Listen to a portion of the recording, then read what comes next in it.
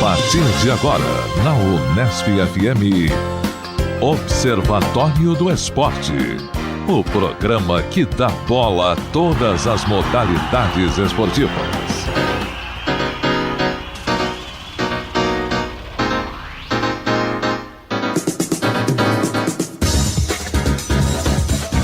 Um abraço para você sintonizado em 105,7 nas ondas da Unesp FM. Hoje é sábado, dia 12 de agosto. O ano é 2017. Eu sou Guilherme Dias e começa agora mais uma edição do Observatório do Esporte.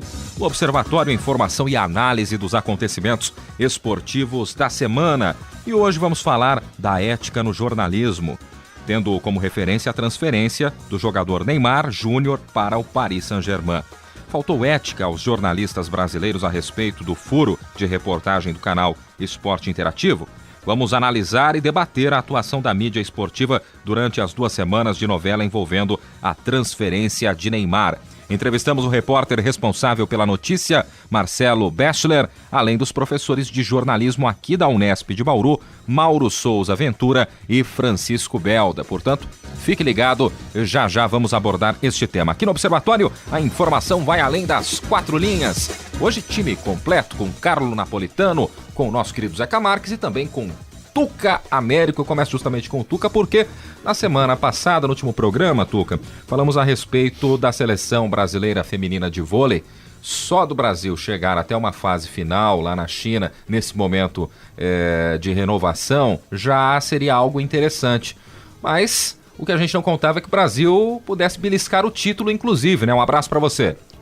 Um abraço, saudações amigos aqui do Observatório, os ouvintes. Na verdade foi uma vitória inesperada, né? Eu acho que se eu tivesse que elogiar ou agradecer alguém por essa vitória, eu agradeceria o time feminino da China, que na semifinal contra a Itália. Contra a Itália, né? Mas antes mesmo, quando classificou o Brasil lá atrás, né? Tirando 5 match points, acho que da equipe do Canadá, se eu não me engano. Né?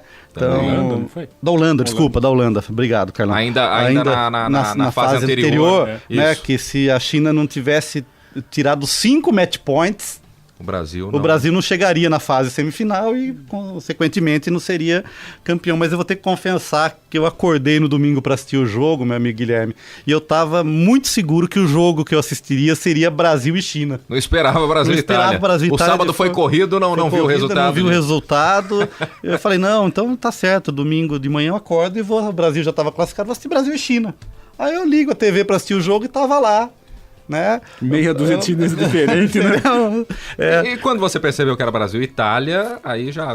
então dá pra jogar bem, mas é o que eu acho que fica patente nesse momento de transição. E aí eu vou lembrar meu amigo Zeca Marques e a estrela que brilha, né? Do Zé Roberto Guimarães.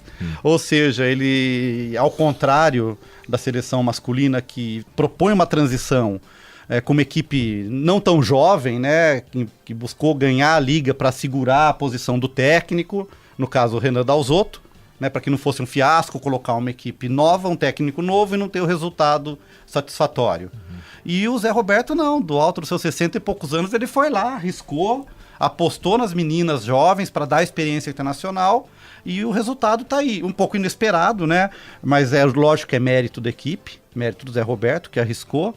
E mas também seria muito mais difícil, né, você questionar uma decisão do Zé Roberto Guimarães pela história que ele tem, justamente. Sim, isso, né? E ele já tinha um planejamento. Nós vamos colocar as jovens atletas já na fogueira para ter experiência profissional para quando chegar lá na frente, enfrentar todo esse ciclo olímpico para ganhar experiência e tentar chegar com um time competitivo. Mas, né? Tuca Américo, essa campanha no Grand Prix não lembrou da Olimpíada de 2012 em Londres?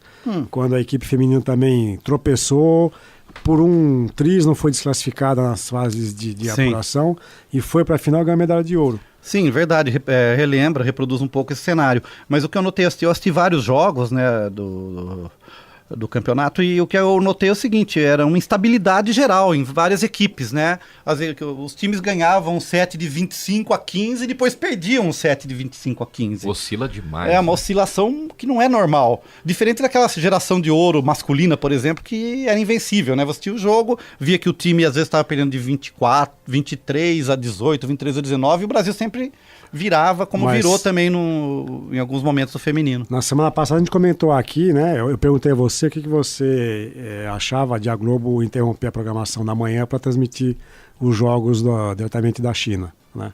E a gente começou a conversar, né, que era interessante o vôlei ter essa presença.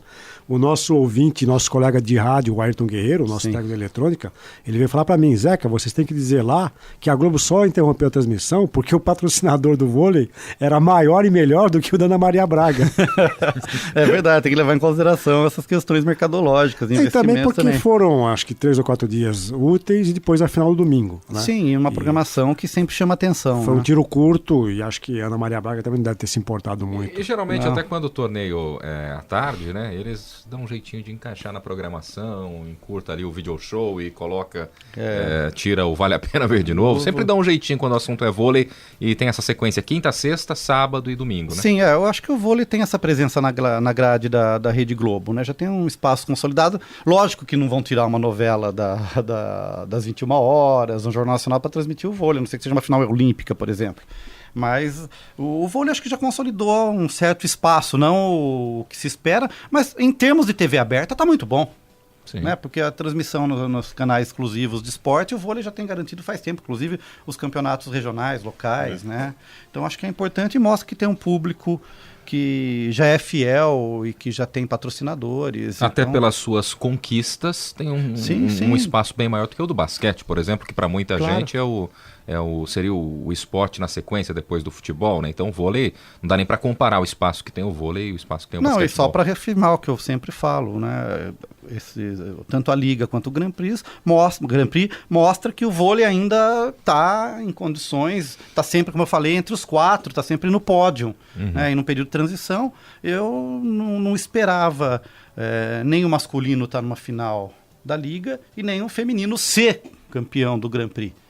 Né? Então acho que é interessante. Agora vamos ver aí. Talvez a única diferença, Zeca, de 2012 é que aquela seleção era experiente, né? Sim. Ela aproveitou da experiência para se recuperar na competição. Essa era completamente inexperiente, desconhecido, né? Eu que não sou muito fã do vôlei, eu não conhecia ninguém ali. Agora só uma coisa, esse resultado, Guilherme, foi tão inesperado, porque eu acho que pouca gente notou. No mesmo horário que a seleção feminina participava da final do Grand Prix, ocorria a final do Mundial de Vôlei de Praia masculino, que o Brasil levou ouro com o Evandro André.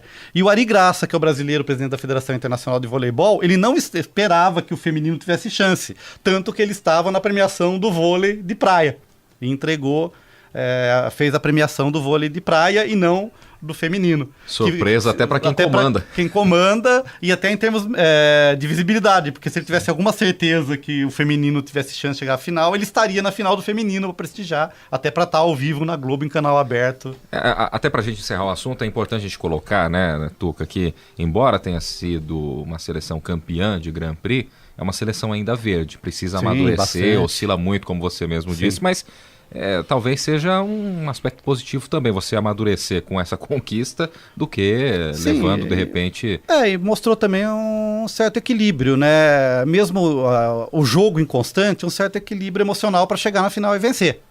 Porque afinal o Brasil ganhou bem. Então acho que isso mostra que é um time que tem futuro. Vamos esperar, como eu falei, está muito no início, está no começo de um ciclo olímpico. A gente sabe que o vôlei está sendo planejado para trabalhar em termos de ciclo olímpico. Então, tão interessante quanto acompanhar a seleção brasileira é ver o que as outras seleções vão fazer também durante esse percurso. Legal, você está em 105,7, este é o Observatório do Esporte aqui na Unesp FM. Então, aproveitando, qual o seu tema de hoje, Tuca? Bem, eu quero só fazer uma nota. Há 2 programas já eu venho falando sobre a questão de lesões no cérebro, fruto de alguns esportes que têm um contato ou golpes na cabeça, né? Então, a gente já tinha comentado no programa semana passada sobre o Éder Joffre, né? Que sofre as consequências disso hoje aos 81 anos de idade. A gente comentou do próprio Bellini, que depois de muito tempo descobriu que a morte dele foi causada também pelos traumas ao cabecear a bola, que a gente sabe que quando ele jogava a bola, aquela bola que quando molhava ficava muito pesada e dura, né? E foi também diagnosticado esse problema. E agora, essa semana também, o Ian McCall, né, peso mosca do MMA, também relatou que não sabe se volta mais a lutar. Ele garantiu que tem, através de diagnóstico médico comprovado já, danos cerebrais, e ele fala que não são exclusivamente frutos dos golpes sofridos na cabeça ao longo dos anos de prática de artes marciais, o que eu acho que é meio questionável, mas vamos lá. Mas a questão é que está me parecendo uma notícia que está começando a ter muita frequência, né? Então a gente precisa pensar aí as federações, as confederações. A gente já falou também do futebol americano.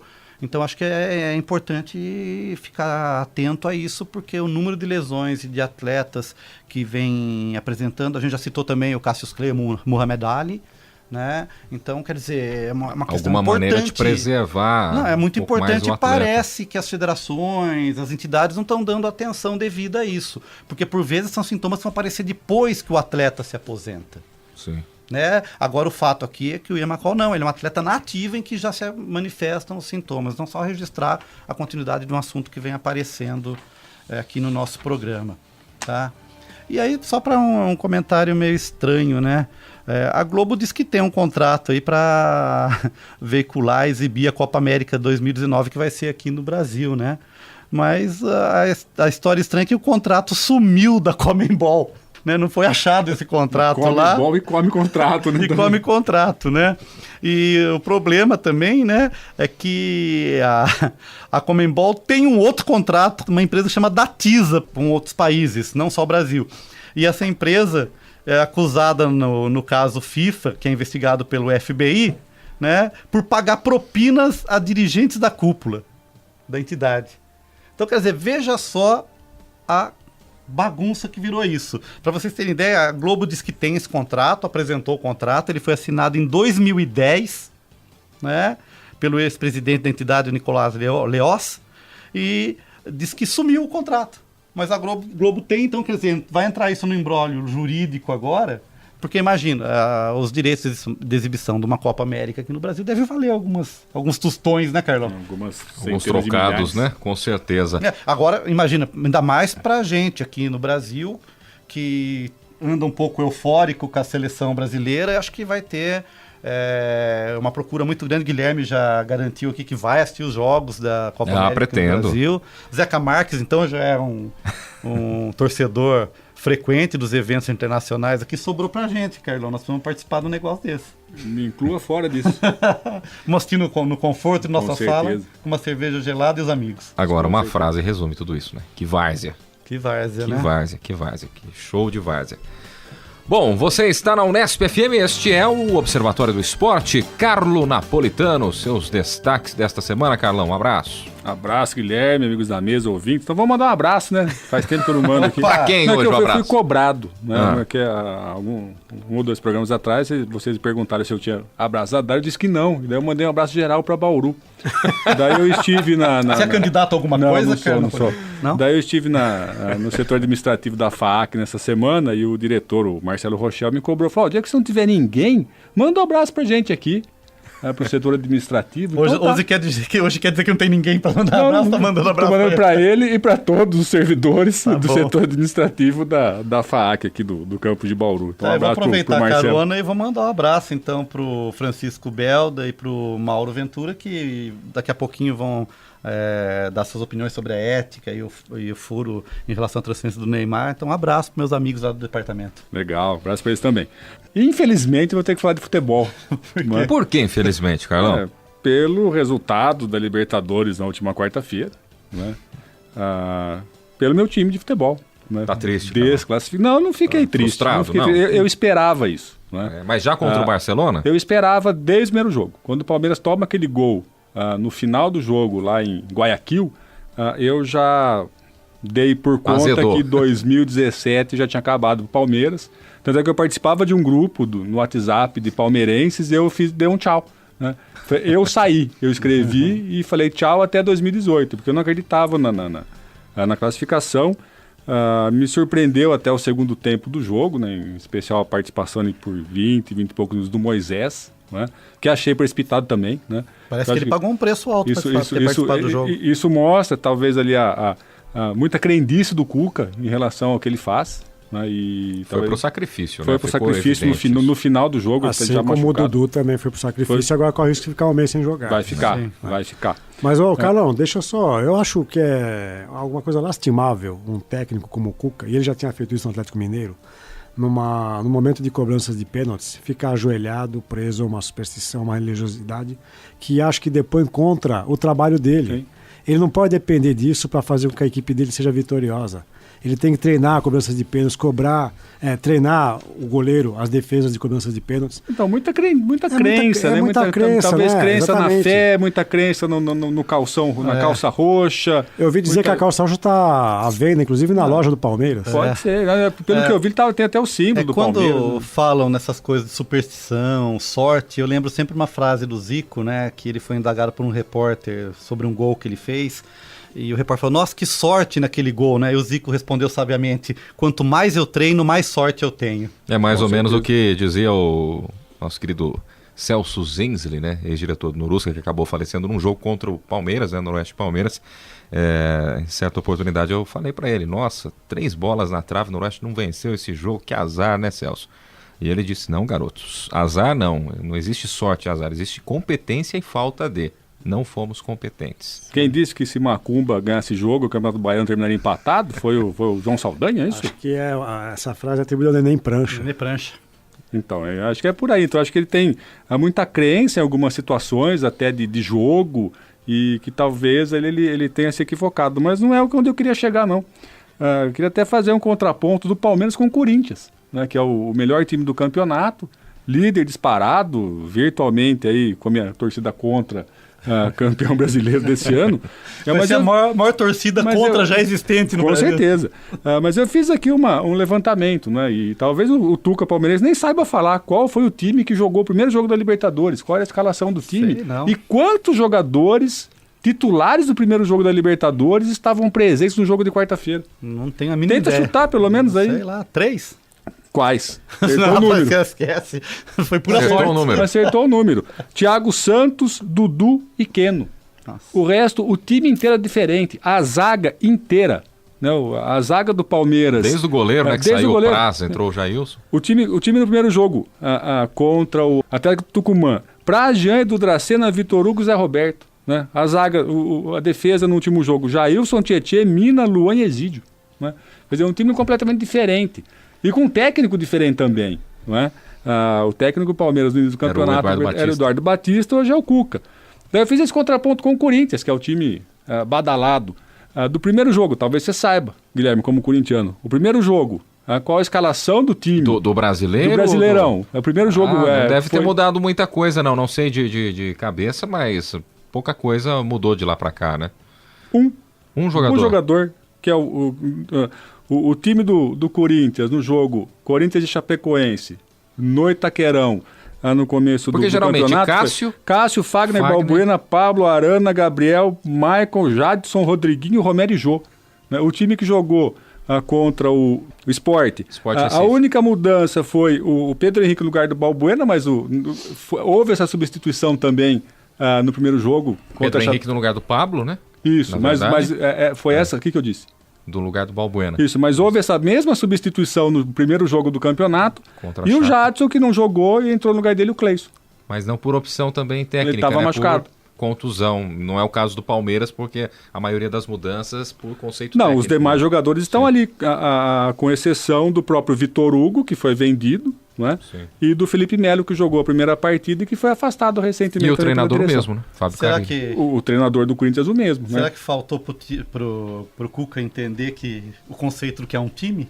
Então, isso que eu quero dizer, o Palmeiras não tem time. O Palmeiras não formou um time ainda. Então, até que ponto é tão importante se você ter esse elenco que todo mundo fala toda hora, né? Se você tem um elenco de qualidade, quem tem qualidade não vai querer ficar no banco o tempo todo. Aí você vai ter que revezar, como acontece na Europa. E aí você tem dificuldade para formar um time.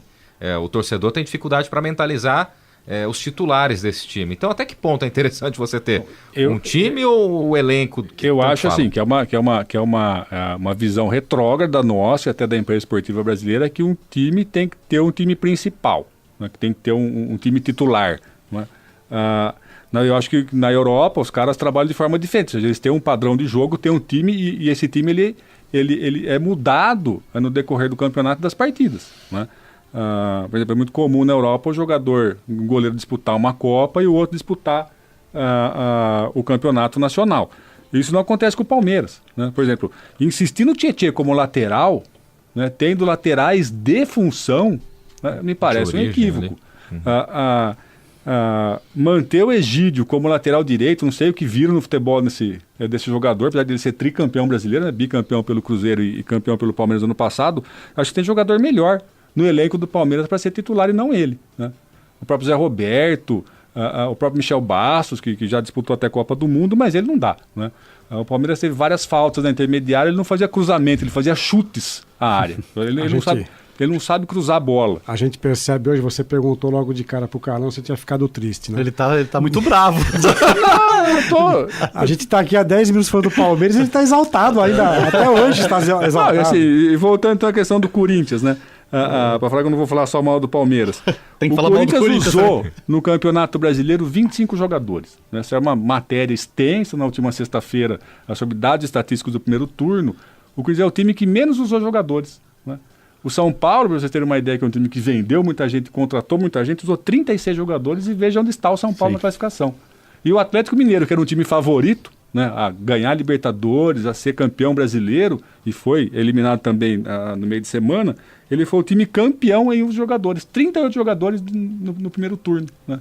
Então é uma baita falta de organização. Quer dizer, os dois times que mais contrataram, né, talvez colocando aí o Corinthians, o Flamengo também como o gastador de dinheiro em contratações, sim, são times que não têm um padrão de jogo, não têm um time, uma qualidade de futebol e usam muito jogador, não tem elenco, né? Tem quantidade, mas não está muito. Tem uma receita grande ali pro bolo, mas não está pronto o bolo e não vai ficar tão cedo. Você está em 105,7 nas ondas da Unesp FM, este é o Observatório do Esporte. E até perguntar pro Zeca. Prometo ficar quieto agora. No último sábado a gente teve até algo que chamou a atenção. No jogo do Corinthians, 2 faltas apenas o jogo todo, e o Zeca como ex-árbitro, né? Como é que você vê isso, Zeca? O time fez mais gols do que falta o jogo todo, e muita gente colocou isso. Bom, às vezes isso demonstra a qualidade técnica do time, que não precisa parar o jogo do adversário de maneira faltosa. Tem a ver com o critério da arbitragem e tem a ver com o adversário, que colaborou, né? Então, acho que isso demonstra um pouco... os dois times entraram para jogar, não entraram para truncar o jogo. Eu acho que para o árbitro, esse é o jogo que a gente gostaria de ter todos os dias. É o jogo ideal. É o jogo ideal. Você não vai ter problemas disciplinares, vai ter problemas técnicos, né? E eu quero falar justamente disso, né? A questão técnica e disciplinar. Vocês devem ter acompanhado na última quinta-feira, no Mundial de Atletismo em Londres, a nossa velocista Rosângela Santos, que é um fenômeno, né? Ela conseguiu ter uma... A gente pode até entender que não foi um resultado satisfatório, mas ela foi 7ª colocada na final dos 100 metros, mas houve o recorde sul-americano que ela bateu lá em Londres. Só que vejam só, ela tem um histórico de ser uma atleta, vamos usar aqui um termo de futebol, marrenta. Ela já se indispôs em diversas oportunidades com a imprensa, e é um caso simbólico que foi num evento teste no Engenhão, no Estádio Olímpico, antes das Olimpíadas de 2016, em que ela fica discutindo com 2 repórteres, um do Grupo Globo, né? Que ela ficou indignada com a maneira como o repórter fez a colocação de uma pergunta. Mas enfim, o que aconteceu em Londres na última quinta-feira? Depois de ela competir nos 100 metros, ela foi para a semifinal dos 200 metros. E ela não queria fazer a prova porque tinha a final dos 4 por 100, em que o Brasil tem chance de medalhas, inclusive, e ela queria se preservar para os 4 por 100. Ela tinha 2 alternativas. Antes de alinhar na pista, a Comissão Técnica Brasileira poderia dizer: nós não vamos competir, nós vamos retirar a atleta antes que ela entre, né? Mas isso não foi feito. Ela entrou na pista e alinhou. Depois que alinhou, ela não poderia desistir mais. Se desistisse, ela seria impedida de competir a final dos 4 por 100. E não sei se vocês viram a cena é caricata. Ela queima a largada de propósito. Ela foi eliminada por ter queimado a largada, mas não foi eliminada da prova dos 4 por 100, que é outra competição, né? Só que quando ela queima a largada, né, ela nem queima, ela deixa a mão escorregar para além da linha, né? Já havia sido dado o tiro de largada e as atletas concorrentes já estavam iniciando a prova. Fair play então, essa ideia dela não querer competir para se resguardar para os 4 por 100, ela poderia fazer isso de outra maneira que não interferisse no desempenho das colegas que estavam ali. Podia fazer um trote até o final. Ela poderia simplesmente usar essa prova até para enganar as adversárias, né, ter um desempenho não muito bom e se preservar na prova, né? Mas aí ela disse que ela é muito competitiva. Se eu largasse, eu iria forçar muito, poderia ter um risco maior e prejudicar o revezamento. Além disso, estava muito frio em Londres e eu não estava com aquecimento ideal. Vejam que há um regulamento da Federação Internacional de Atletismo que, se for detectada uma falha de competição honesta e sem esforço e boa-fé da atleta é eliminada. Se eles aplicassem esse regulamento à risca, ela não poderia participar. Se eu sou alguém que fosse arbitrar essa conduta dela, eu veria a falta de competição com esforço e boa-fé, porque ela deliberadamente quis queimar, porque não queria correr. Era só ela largar, fazer lá, como o Carlão disse, ou você, um trote simples, mas ela prejudicou colegas de profissão. E já que estamos falando de Mundial de Atletismo, uma nota aqui de louvor ao Usain Bolt, que no sábado passado fez a última prova dos 100 metros, segundo ele, né? Sim. Eu espero que ele continue competindo pelo menos nos 200 metros ou nos 4 por 100, mas ele chegou em terceiro lugar e é a primeira vez que o vencedor é vaiado. O vencedor foi o Just Gatlin, o norte-americano, que teve casos de doping. 2 vezes casos de doping, correndo extremamente por fora, mesmo na raia 8, chegou a ganhar. Mas o que eu acho que é um fato a se lamentar foi a reação do público, que vaiou o Gatlin quando o Gatlin ganha. O Gatlin também reage mal, ele faz um sinal, como o Romário fazia, né, de silêncio para a plateia, mas depois ele interrompe logo esse gesto e faz uma louvação ao Usain Bolt, né, ele se ajoelha frente ao Usain Bolt. Uma foto que rodou o mundo? E o Usain Bolt, ele inclusive pediu que as pessoas não vaiassem o Gatlin, que foi o campeão dessa prova. Eu acho que o Usain Bolt só foi o que foi porque havia Gatlins para correr do lado dele. Claro. Né? E todos os jamaicanos e os outros corredores norte-americanos que foram competidores e competidores de alto nível. Sim. E o Usain Bolt, para mim, eu inclusive gravei um podcast aqui para a nossa assessoria de comunicação da Unesp, dizendo que foi um privilégio nós podemos ter acompanhado a carreira de um atleta que virou mito e lenda no seu tempo. Sim. Porque às vezes há atletas que só viram lendas ou mitos quando encerram a carreira e tempos depois a gente faz uma revisão. O Usain Bolt, assim como o Pelé, viraram mitos no seu tempo e a gente acompanhou essa trajetória. Só uma nota, Zé, que eu já comentei aqui, eu vou lembrar do Bolt como um mito, um grande atleta, mas eu acho que em um momento da carreira ele poderia ter feito um tempo melhor. Ele poderia ter baixado mais ainda esse recorde dos 100 metros e ele perdeu essa oportunidade, infelizmente. Mas ele não é super-homem, Tuca Américo. Não, mas aquela final que ele quebrou o recorde mundial batendo o peito, ele poderia ter diminuído o tempo ali. E depois ele não conseguiu superar isso. Você está na Unesp FM, este é o Observatório do Esporte. Vamos agora para a matéria desta semana, locução de Silene Barros. Observatório do Esporte. Confira a reportagem da semana, um tema em debate. O furo de reportagem é considerado o ápice da atuação jornalística. Divulgar uma informação de interesse público e interesse do público antes da concorrência é a consagração para o profissional. No entanto, é muito importante ter a certeza que a informação é verdadeira. O processo de apuração sobre o fato deve ser feito de maneira rigorosa, sem deixar qualquer tipo de dúvida quando a informação for divulgada. Caso a notícia seja desmentida depois, o que seria um motivo de consagração, pode abalar a credibilidade do repórter e da empresa para a qual trabalha. No jornalismo esportivo, o mais recente furo de reportagem foi sobre a transferência de Neymar para o Paris Saint-Germain. No dia 18 de julho de 2017, o repórter do canal Esporte Interativo, Marcelo Breschler, divulgou a notícia em primeira mão. Marcelo Breschler contou como foi o processo de apuração das informações. Tinha um rumor em Barcelona na segunda-feira, já tinha alguns sites que já tinham avançado na informação, mas eu não tinha informação e nem tinha visto essas outras notícias. Mandei mensagem para algumas pessoas, elas me informaram que o Neymar não iria se transferir antes da Copa do Mundo, mas uma delas me disse tudo. Me disse que o Neymar iria se transferir, como seria feito tudo, e nós preferimos não dar informação naquele dia.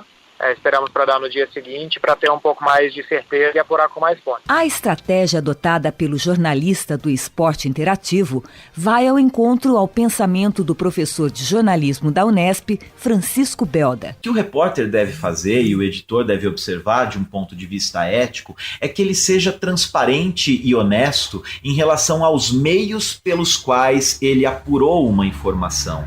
Ele não deve nunca cravar de forma peremptória que uma determinada informação é verdadeira ou não. O que ele deve falar é que ele obteve uma informação por determinados meios e que essa informação se sustenta a partir de determinados indícios, de determinadas apurações, de determinados documentos ou na palavra de uma fonte qualificada, que por ter um acesso privilegiado ou por estar diretamente envolvida na negociação pode eventualmente vazar ou mesmo divulgar uma informação que seja de interesse público. Quando soltou a notícia, o repórter do Esporte Interativo falou que o anúncio seria feito em até 2 semanas. Durante esse período, Marcelo conta como lidou com a desconfiança das pessoas e com o receio da informação divulgada não se tornar realidade. Eu acho que é normal, era uma transferência muito grande, é normal que as pessoas desconfiem, sempre com respeito ao profissional, mas acho que era normal que causasse um grande estranhamento naquele momento, né? Era uma transferência muito grande. Redes sociais é isso mesmo, né? Redes sociais as pessoas postam muito rapidamente, ao mesmo tempo que elas odeiam, elas te amam. A gente sabia que se não desse certo é porque alguma coisa muito grande ia mudar. Alguma coisa fora do normal tinha que acontecer. E a gente estava atento a todos os movimentos. A gente nunca teve a intenção de dar uma notícia um dia e morrer com essa notícia ou se consagrar com essa notícia. A gente continuou os outros dias, trazendo mais informações, trazendo atualizações da notícia. E se não desse certo, a gente iria informar do mesmo jeito agora.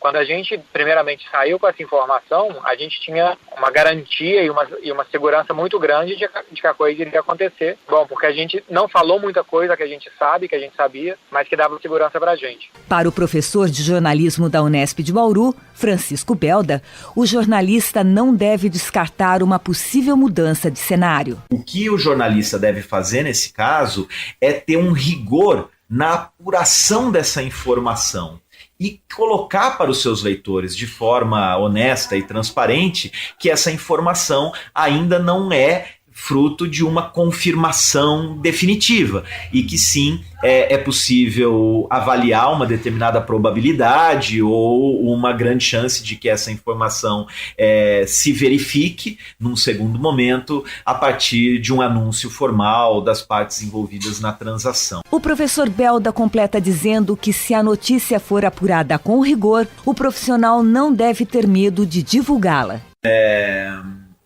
A responsabilidade do jornalista é em relação ao seu processo de trabalho, ao rigor com que ele conduz a sua atividade de reportagem e a sua atividade de edição. Se esse processo for bem conduzido e bem feito, não há nada a temer. Mesmo que uma determinada informação cause alvoroço, cause reações muitas vezes até irracionais, seja por causa do fanatismo de uma audiência, ou seja por causa da gravidade, da dramaticidade que determinados assuntos e pautas jornalísticas naturalmente possuem, essa é uma consequência natural da divulgação. O jornalista deve ter maturidade, sangue frio e sobriedade suficiente para lidar com isso. O que ele deve se preocupar é com a ética e a responsabilidade do seu ofício e não nas consequências que uma determinada divulgação deve causar. A solidez das informações divulgadas não convenceu as grandes mídias esportivas do Brasil. Grandes canais do jornalismo esportivo trataram a notícia com rumor e focaram sua atenção à fala dos dirigentes do Barcelona. Mauro Souza Ventura é professor de jornalismo da Unesp de Bauru. Para o professor, faltou uma postura ética dos meios tradicionais com o esporte interativo. Esse episódio é revelador do comportamento, da postura dos profissionais do jornalismo esportivo, especificamente falando, diante de um furo, né? E nesse caso específico da notícia da negociação do jogador Neymar, o que a gente verifica é que a imprensa brasileira preferiu privilegiar a versão do Barcelona e ignorar a fonte, que não é um site hegemônico, né? O que se espera de uma postura profissional e ética de um colega é que ele reconheça e ele de fato verifique se a notícia procede e, se for o caso, dá o crédito. Marcelo Breschler comenta que a repercussão da sua notícia foi positiva em países importantes da Europa. Foi muito repercutido. Dá uma entrevista para uma televisão aqui em Paris. Cheguei a falar com a CNN algumas vezes, com outros meios de comunicação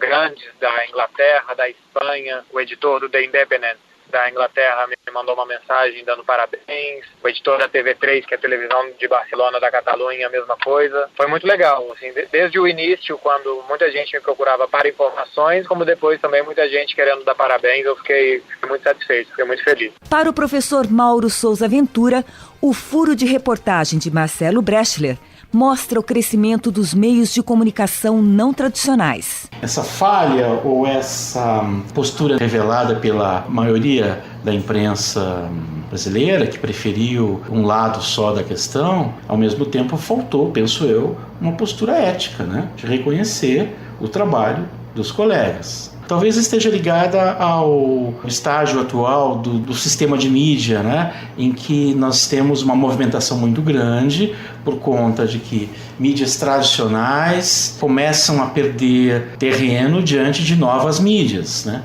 O esporte interativo é uma mídia que tende, pelo que a gente sabe, que tende a ganhar cada vez mais um lugar central no conjunto dos veículos esportivos. O repórter dos canais Esporte Interativo Marcelo Breschler fala também sobre o tratamento da imprensa espanhola e francesa em relação ao jogador Neymar. A imprensa espanhola se dividia entre a imprensa de Madrid e de Barcelona, a imprensa de Madrid mais crítica, a imprensa de Barcelona sempre mimando muito o Neymar. O Neymar, dentro e fora de campo, sempre foi um pouco controverso, por declarações, por provocações de adversários, por postura.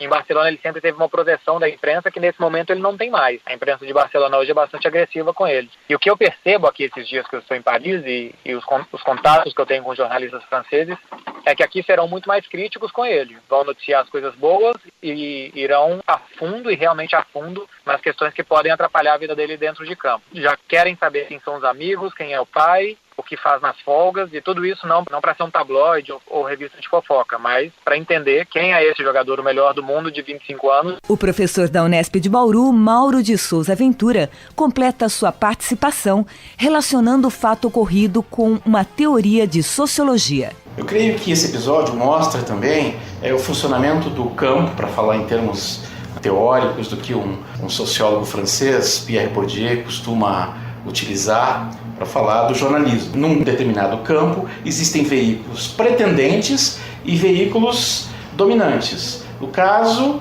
do esporte interativo, é um veículo que ainda não é dominante. E o que acontece nesse jogo? Os veículos dominantes, que estão no centro do sistema, no centro do campo, eles têm legitimidade. E quem tem legitimidade tem credibilidade. Isso é natural. Nós somos levados a pensar sempre que a credibilidade só está do lado daqueles que são legitimados, como é o caso da grande imprensa. O episódio mostra que o esporte interativo, ainda não dominante, não foi levado a sério por estar situado na periferia desse sistema, desse campo. Logo, não seria possível que um esporte interativo tivesse credibilidade, tivesse condições de apurar uma notícia verdadeira. Certamente, depois disso, o futuro do esporte interativo vai ser diferente. Muito bem, essa foi a locução da matéria da semana, hoje na voz da Silene Barros, né, participando conosco. Vamos aos agradecimentos antes da discussão, né, do tema de hoje, agradecendo ao repórter responsável pela notícia, né, o Marcelo Breschler, os professores de jornalismo aqui da Unesp de Bauru, Mauro Souza Ventura e Francisco Belda. Agora conosco na mesa, também para comentar a respeito do tema, o Isaac Toledo, a Aline Campanhã e a Luana Antunes. Vamos começar justamente com você, Luana. Queria que você primeiramente falasse como é que foi esse processo de aproximação aí com o Marcelo Breschler, porque até imagino que tenha sido bastante complicado nesse primeiro momento conseguir o contato com ele. Tá aí na mídia, né, como o rapaz que cravou a negociação entre Neymar e Paris Saint-Germain. Como é que foi feito esse contato, essa abordagem? Um abraço para você. Bom, um abraço.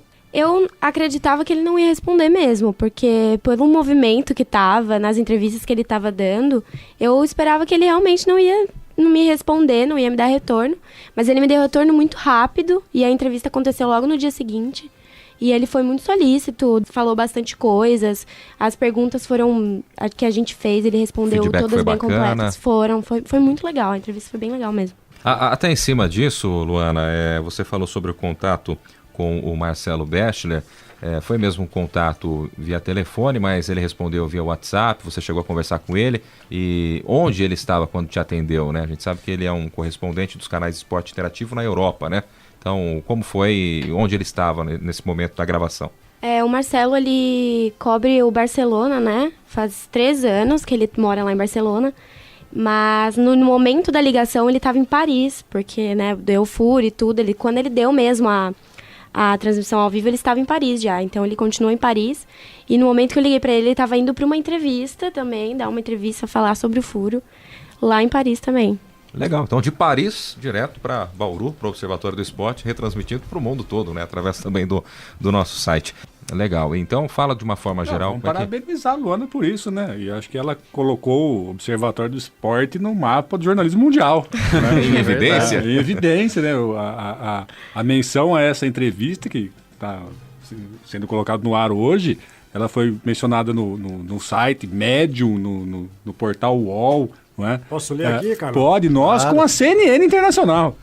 No portal UOL, a matéria foi publicada no dia 11 de agosto e diz o seguinte: a rotina passou a ser de 6 entradas ao vivo por dia, noites em claro e mais de 30 entrevistas para veículos de diversos países, da Rádio Universitária de Bauru à CNN dos Estados Unidos. Então vejo que o portal UOL diz que ele concedeu entrevistas para a Rádio Universitária de Bauru, que somos nós, o Nesp FM. Muito bacana mesmo. Então, daí a referência do Carlão Napolitano, né? O Observatório do Esporte, mais uma vez, sendo lembrado e todos nós ficamos muito felizes, né? Com essa lembrança, com esse reconhecimento. Mas, principalmente no início, né? Quando o Marcelo trouxe essa informação, ele foi muito questionado e pouca gente deu bola para ele também, né, Luana?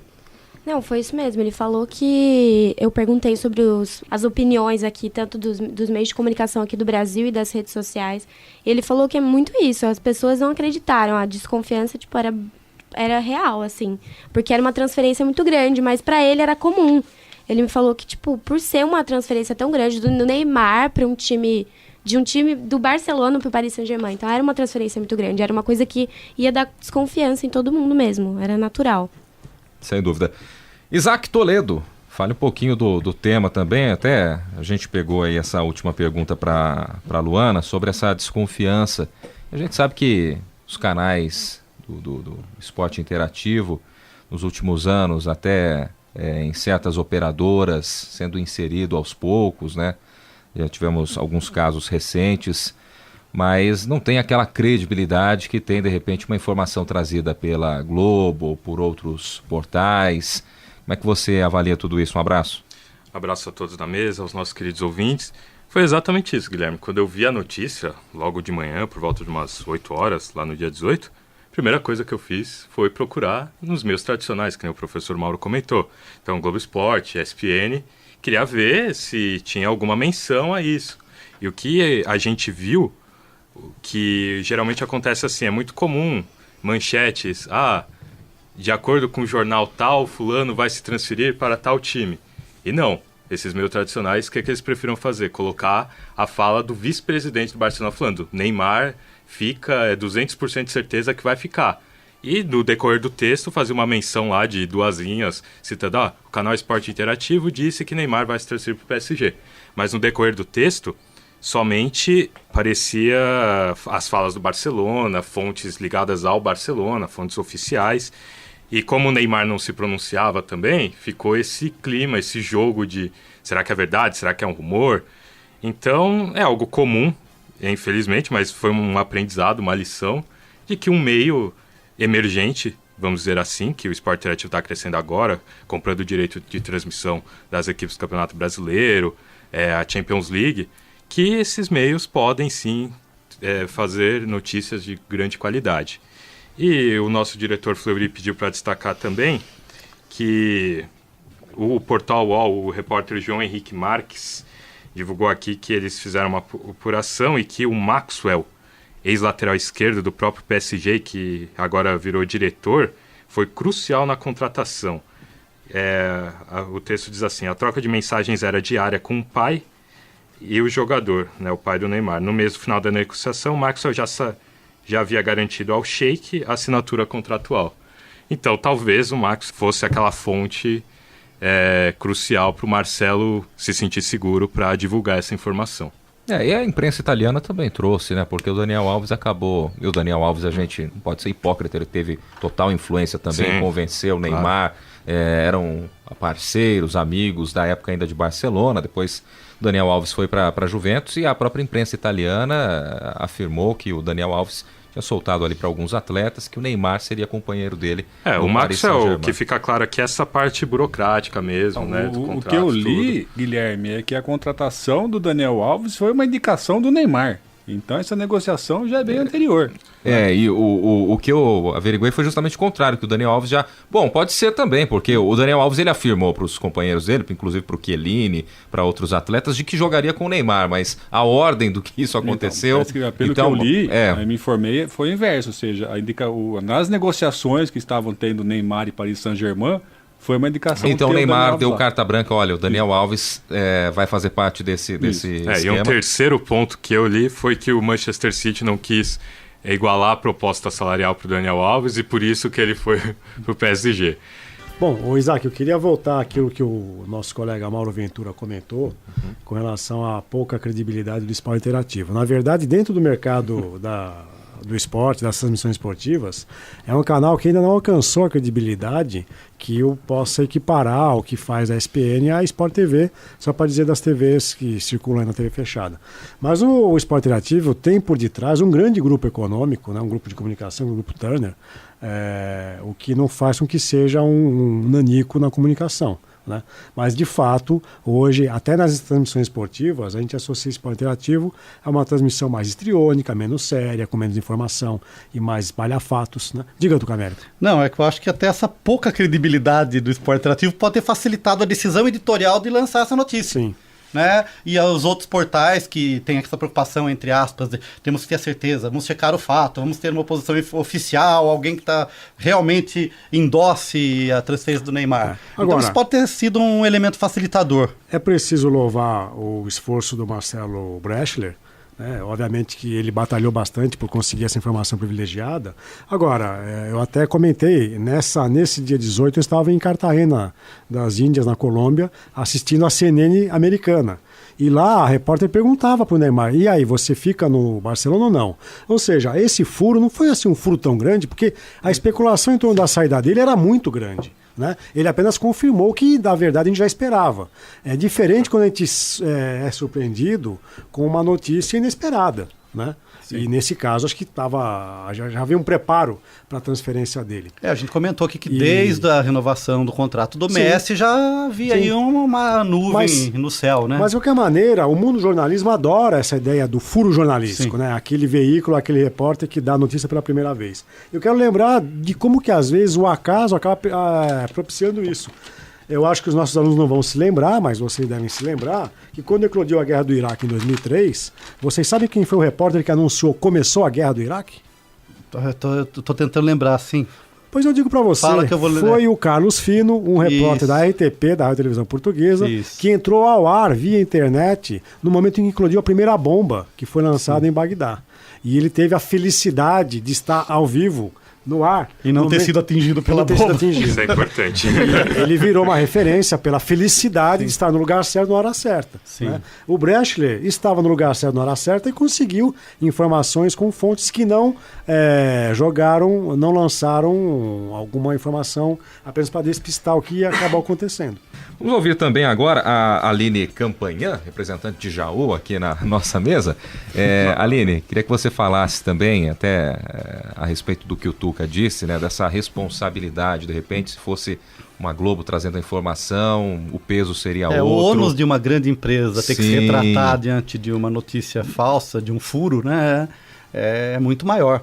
Eu lembro um caso que foi, não sei se o Zeca ou o Carlão vão lembrar, que um repórter da Globo foi demitido porque ele tinha noticiado que o João do Pulo tinha morrido, né? E isso não foi confirmado, o João do Pulo não morreu, e a consequência foi a demissão do jornalista por ter publicado uma notícia que não era real. E muitas vezes parece que o cara tá dando furo ali, mas que não é bem isso, né? Tentaram antecipar. É o furo no sentido não jornalístico. E outras vezes também, recentemente teve o caso do Cristiano Ronaldo, de que estaria se transferindo para o Paris Saint-Germain, muita gente já bancava isso, e não aconteceu coisa nenhuma, o Cristiano Ronaldo continua no Real Madrid.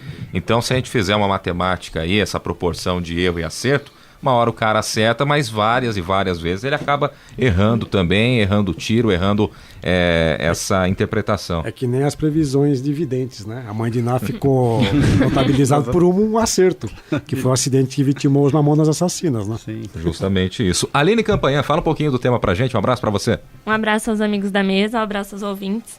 Então, eu acho que é bem isso que vocês comentaram sobre a credibilidade do esporte interativo. E eu acredito, sim, que se fosse uma emissora como a Rede Globo, um Sport TV, eu acredito que essa matéria teria sido liberada por outros canais antes do que foi liberada ouvindo do esporte interativo. Então, eu acho que isso influencia muito. E eu acho que o furo jornalístico que ele deu já vinha sendo analisado há muito tempo. Então, acho que veio de um tempo que ele veio observando isso para ter a certeza e liberar. Eu acho que ele não foi, ousado a esse ponto de ser um achismo dele para ele soltar essa informação. Como já vinha sendo especulado e tudo mais, ele foi atrás de fontes confiáveis. Eu acho que soube diferenciar o que era um bafafá do que era uma certeza que ia acontecer. E eu acho que isso influencia muito no furo jornalístico de ser levado para frente. E talvez com isso o esporte interativo comece a crescer ainda mais, porque viram que o que ele falou aconteceu e aí começa a dar mais credibilidade. É justamente aí que eu queria chegar. Eu quero saber da regularidade a partir de agora, não só do Marcelo, evidentemente, mas usando o esporte interativo, que é um canal que está crescendo, já vai transmitir jogos dos grandes do Brasil a partir do ano que vem. Se a gente pegar, a gente está usando aqui como referência o Globo Esporte, Globo.com, para trazer informações esportivas, nós temos uma base e notícias, furos praticamente diários, né? Então eu queria saber como vai ser essa consistência daqui para frente, como é que vai ser, como serão esses próximos passos dos canais de esporte interativo, porque tudo bem, acertou na hora certa com o Neymar. Pô, beleza, é a grande referência hoje de jogador aqui para o Brasil. Mas quais serão os próximos passos? Qual vai ser a frequência com que isso vai acontecer? Ou foi um achado agora? Como é que vai funcionar isso? Eu penso, Guilherme, que na verdade esses furos são como raios, né? A gente nunca sabe onde vão cair. Né? Então, por acaso, caiu ali no esporte interativo. Agora, para o nosso ouvinte, é importante entender que essa decisão, né, de veicular, de ir ao ar uma notícia dessa, não é do repórter. É uma decisão editorial. Né? Tem um editor, toda uma equipe por trás responsável que vai decidir se é a hora ou não desse fato ser revelado. Então a gente tem que louvar também uma decisão editorial dos canais. Todo conjunto, né? Todo conjunto. Porque às vezes a pessoa que não entende o fluxo da informação dentro de uma empresa de jornalismo acha que é só o repórter chegou, não, eu tenho furo, abre o microfone e ele fala, não, eu tenho que consultar. Toda a decisão editorial. No caso de uma Os Rede bastidores Globo, da coisa. No caso da Rede Globo, por exemplo, quando a gente vê a entrevista da Mariana Godoy, que foi uma apresentadora, repórter, jornalista da Globo, ela falava, tudo passava pelo Ali Camel. Então ele que decidia o que ia ou não ia pro ar. Né, que tinha carta branca da família Marinho para decidir o que ia ser veiculado ou não nos jornais, no Jornal Nacional, no caso. Uma outra questão importante que a gente tem que colocar, Guilherme, é da relação entre os profissionais do jornalismo aqui no Brasil. Porque a partir do momento que um repórter brasileiro dá essa notícia, com a quantidade de informações, de detalhes que nem o Marcelo deu, eu penso, pelo menos, que o que deveria acontecer? A imprensa aqui, de modo geral, comprar essa informação e falar, o repórter brasileiro do canal Esporte Interativo está divulgando que o Neymar vai se transferir para o PSG. E o que aconteceu, como eu comentei, foi que decidiram ignorar. E depois que a novela se encerrou, exatamente 2 semanas depois do período que o Marcelo divulgou a informação, a gente só vê assim, fim da novela, Neymar se transfere e notícias relacionadas a contratos, essas coisas. Ninguém voltou e citou que foi o Esporte Interativo que deu a notícia. Mas Isaac, existe uma competição em torno disso e ninguém vai dar crédito para o concorrente. Quer dizer, não, mas eu penso que pelo menos num caso assim, poderia ter, como você comentou do correspondente lá em Portugal, eu acredito que talvez a imprensa portuguesa, de modo geral, devesse dar crédito tal por causa disso. Claro, não estou comparando o contexto de uma guerra com uma transferência de jogador de futebol. O Carlo Fino ficou tão notabilizado por esse episódio que depois ele veio para o Brasil, ele passou a fazer uma parceria com a TV Cultura, ele foi recebido pelo presidente Lula, ganhou condecorações, etc. Ele passou a ser uma referência, né, de jornalismo de guerra. A questão é que se a gente também for dar atenção a todas as especulações que surgem na imprensa, a gente faria um jornalismo alternativo só para tratar disso, né? E nesse caso específico, eu acho que o que acontece é uma disputa de mercado, ninguém vai levantar a bola para o concorrente cortar. Eu entendo. Você também tem que pensar qual foi a fonte de informação dele. Exato. Não é? Se foi o Neymar, aí é uma situação esquisita, né? Porque o Neymar deu entrevista exclusiva para Globo, né? Logo na apresentação, né? E por que ele não soltou para Globo? Por que ele soltou essa informação para o Esporte Interativo? Ou foi o Paris Saint-Germain? Né? Mas pelo que o Isaac disse, foi o Maxwell. Então, mas o Maxwell é do Paris Saint-Germain. Paris ou de Barcelona mesmo, essa informação. Ele é do Paris Saint-Germain. Né? Então precisaria também fazer um levantamento de qual é a relação do Paris Saint-Germain com o Grupo Turner. Né? Se há contratos de exclusividade, de transmissão, coisa parecida. Né? Daí tem uma lógica. Mas olha, eu também questiono aqui, qual que é o grande interesse de saber que o Neymar vai se transferir para o Paris Saint-Germain em primeira mão? Né? Eu acho que é mais interessante o jornalismo brigar por dar o furo de questões investigativas que são mais relevantes. Sim, então, por exemplo, o Clóvis Ossi, na Copa 98, dizia que a maior barriga do jornalismo esportivo brasileiro era um batalhão de repórteres à frente do hotel da seleção brasileira, nos arredores de Paris, não ter percebido que o Ronaldo Fenômeno saiu num carro médico para ser atendido de emergência numa clínica nas proximidades. Ninguém percebeu isso, ninguém percebeu que o ônibus da seleção sai para o estádio sem o Ronaldo Fenômeno a bordo. Né? Então, isso para mim é que serve o jornalismo investigativo. Esse é o furo que eu quero ouvir. Agora, se o Neymar fechou com A ou com B em primeira mão, essa notícia depois vai acabar sendo transmitida. A gente vai saber de qualquer jeito. A gente vai saber de qualquer jeito. Como eu disse, a CNN, nesse dia 18 de julho, perguntava, Neymar, há especulações que você vai sair do Barcelona. Quer dizer, então não tem novidade nenhuma. Né? E só para completar, o Clóvis Ossi dizia que aquele batalhão de repórteres à frente do hotel não conseguiu até hoje relatar o que de fato aconteceu com o Ronaldo Fenômeno. Bem, eu queria só fazer um comentário de desdobramento, né? Porque a gente acompanha durante a semana a repercussão da transferência do Neymar na mídia e já se criou uma expectativa da transmissão, dos negócios envolvidos nessa negociação toda, a questão financeira. Então, por exemplo, já começa a se discutir. Na última sexta-feira, por exemplo, Zé, que eu postei lá no nosso grupo uma matéria até bem humorada do UOL, dizendo como pronunciar os nomes de jogadores franceses, equipes francesas, como é que se fala o campeonato francês, né, na língua francesa, para que os brasileiros já vão se acostumando.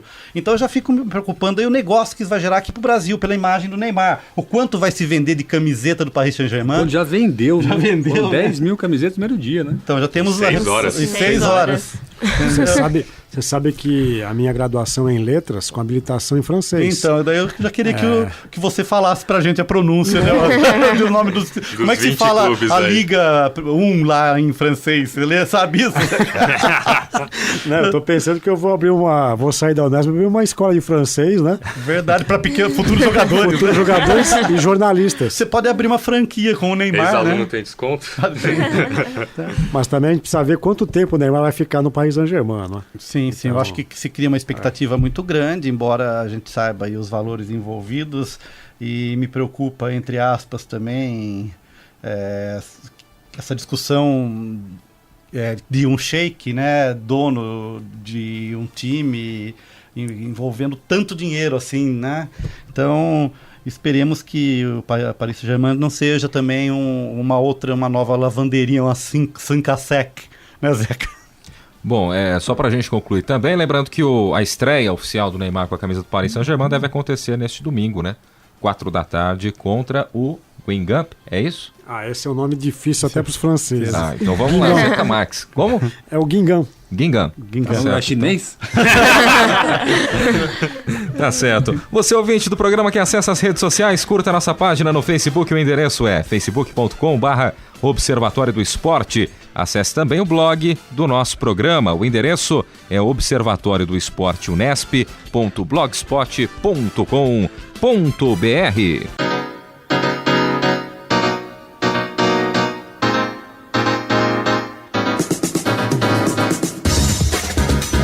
O Observatório do Esporte deste sábado vai ficando por aqui. Teve locução de Guilherme Dias e também da Silene Barros, comentários de Zeca Marques, Tuca Américo e Carlo Napolitano, equipe de reportagem Isaac Toledo, Gabriela Brizotti, Tomás Garcia, André Magalhães, Gustavo Lustosa, Camila Gabriele, Sérgio Pantolfi, Luana Antunes, Marina Borges, Aline Campanhã e Ana Cristina Marcília.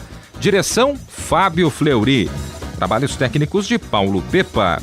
O Observatório do Esporte é uma atividade de extensão do GCF, o Grupo de Estudos sobre Comunicação Esportiva e Futebol da Unesp. Para você, um grande abraço e até o próximo sábado. Observatório do Esporte, informação além das 4 linhas.